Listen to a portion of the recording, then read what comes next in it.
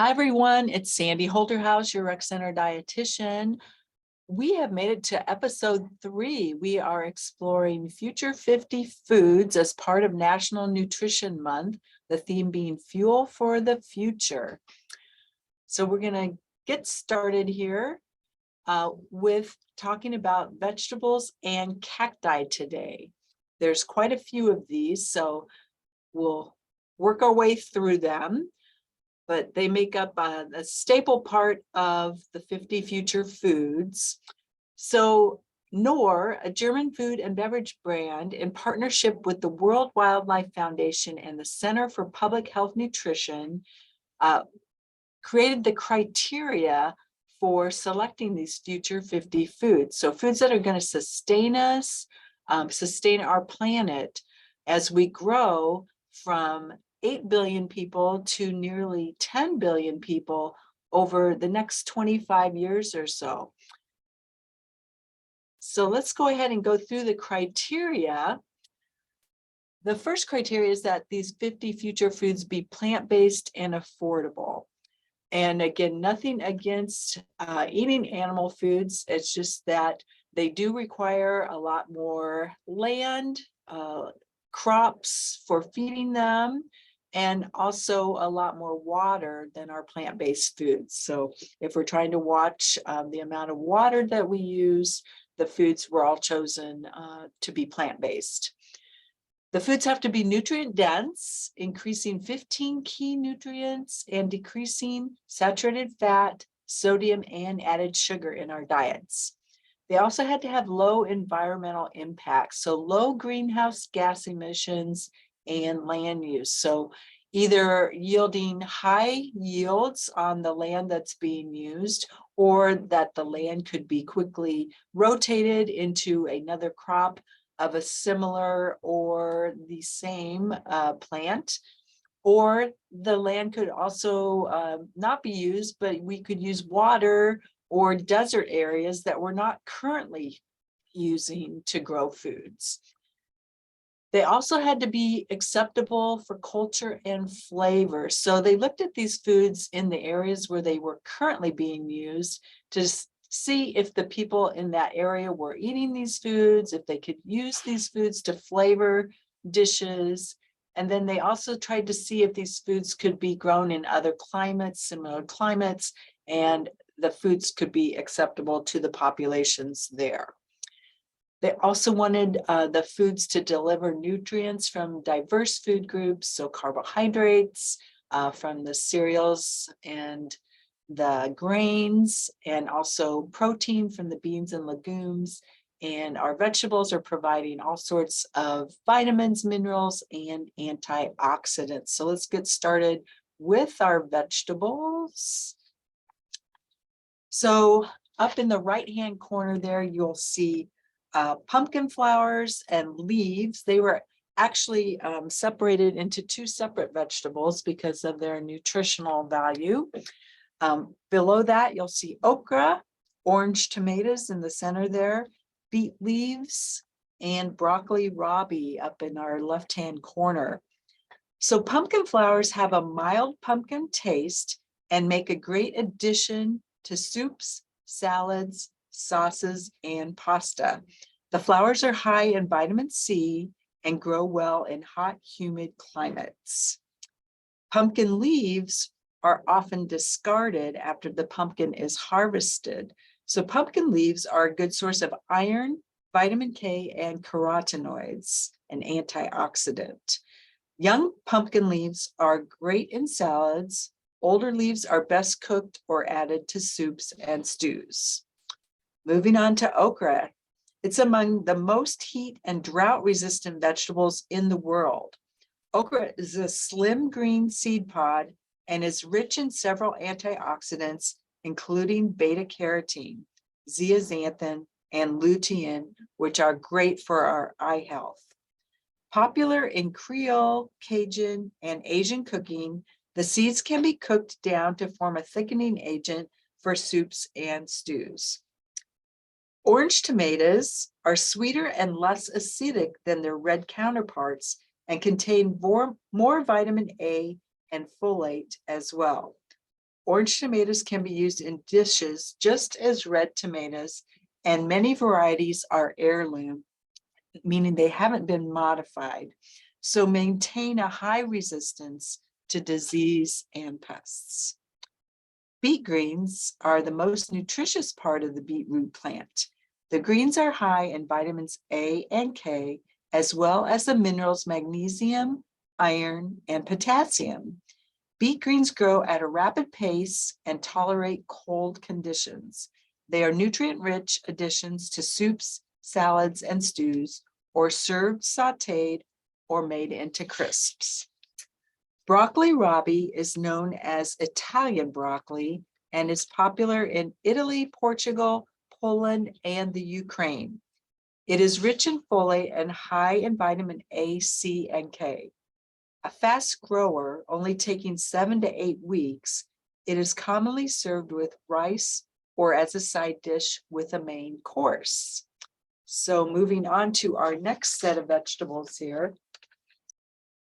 And I'm showing you the list of all 15 of the different vegetables included in the 50 foods list.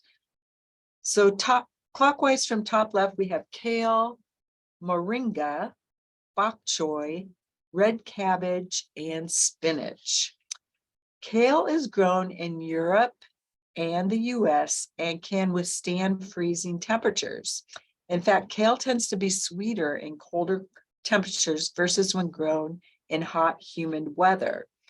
Kale is a popular leafy green and a great source of vitamin A, C, and K, and the minerals manganese and copper. Kale can be eaten raw, roasted, boiled, sautéed, or grilled. Many of us may not have heard of moringa, but the moringa tree is fast growing and drought resistant and popular as a windbreaker that decreases soil erosion. Moringa is commonly eaten as a leafy green or made into a powder or used as a tea. It is high in vitamins A, B, and C, as well as calcium, iron, and protein. Native to northwestern India, cultivation is on the rise in tropical climates. Chinese cabbage, we also know it as pak choy or bok choy, has a mild cabbage flavor. It is widely cultivated in Eastern Asia and contains vitamin C and K. It is commonly served blanched in boiling water, stir-fried, or steamed to help retain the flavor and the crunch. Red cabbage grows best in sunny conditions with loamy soil. The color of the cabbage varies based on the pH of the soil. Grown in Europe, the Americas, and China, red cabbage has 10 times more vitamin A and twice the iron as green cabbage. Red cabbage can be eaten raw or cooked in salads, stir fries, and on sandwiches. Spinach consumption jumped by 1/3 in the 1930s. You guessed it, due to the cartoon character Popeye. Spinach is high in vitamins A, C, and K, and the B vitamin folate, as well as iron. It is fast growing and suited to cooler climates. Spinach can be eaten raw, sautéed, or stir-fried, added to soup, salads, pasta dishes, or dishes such as egg or chicken Florentine, where the Florentine word designates spinach. Moving on, a few more uncommon vegetables here. We have clockwise from top left, the black salsify, white icicle radish, and parsley root down there at the bottom. So black salsify, as you can see here, is a homely looking vegetable. It's also known as the oyster plant due to its sweet and musky taste. It grows well in cool climates in areas of France, the Netherlands, and Germany. Black salsify is high in fiber and contains vitamin E and iron. You would serve black salsify as you would other root vegetables, boiled, mashed, or baked.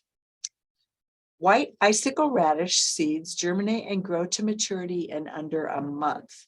The radish is a great partner plant with squash and pumpkins, and it deters squash bugs. Similar in size and shape to carrots, the white icicle radish is mild in flavor compared to other radishes. It can be grilled, roasted, or boiled, or served grated over salads. White icicle radish contains vitamin C and is purported to aid digestion. Parsley root was first documented in the 15th century and used in Dutch vegetable stew. It is light beige in color and looks similar to a parsnip. Both the taproot and the leaves are edible and high in vitamin C. Popular in European, Indian, Nigerian, Vietnamese, Chinese, and Philippine cuisine, it is resistant to drought. Commonly fried into fritters or chips, or grated raw into salads or slaws. So I'll go ahead and cover a vegetable recipe here, our spicy watercress salad. And I have the link there again for my Pinterest page. Watercress is native to Europe and Asia. It grows well in cooler climates and can grow partially or fully submerged under water or in rich, moist soil. Nutrient dense in vitamins A, C, and K, it can be eaten fresh or sauteed and mixed in soups, salads, or omelets. Featured here in the picture is spicy watercress salad containing watercress, cucumber, bell pepper, and onion. It is flavored with hot pepper sauce, soy sauce, rice vinegar, sesame oil, and red pepper flakes. So moving on to our only cacti featured in the 50 foods list. It is known as nopales. It's from the prickly pear cactus, and it's cultivated in Central and South America, Africa, and the Middle East. The fruit, flower, flattened shoots, and oil are known for their nutritional profile. The crops also have potential uses for animal feed and to produce biogas, a renewable energy source. Nopales are common ingredients in Mexican cuisine. And if you do go to Mexican restaurants here in the area, a lot of time they are featured in with their vegetables in fajitas or salads. So I want to thank you for joining me for episode 3. Again, my Pinterest page is called Exploring Healthy Foods and Diets. The link is there. You can also pick up a copy at the rec center that will give you that link. You can enter at home. I have over 500 recipes on my Pinterest page, including a section on Future 50 Foods where I have a recipe or information on each of the foods. And again, thank you for joining. And next section, we will be covering mushrooms and algae. I hope you'll join me then.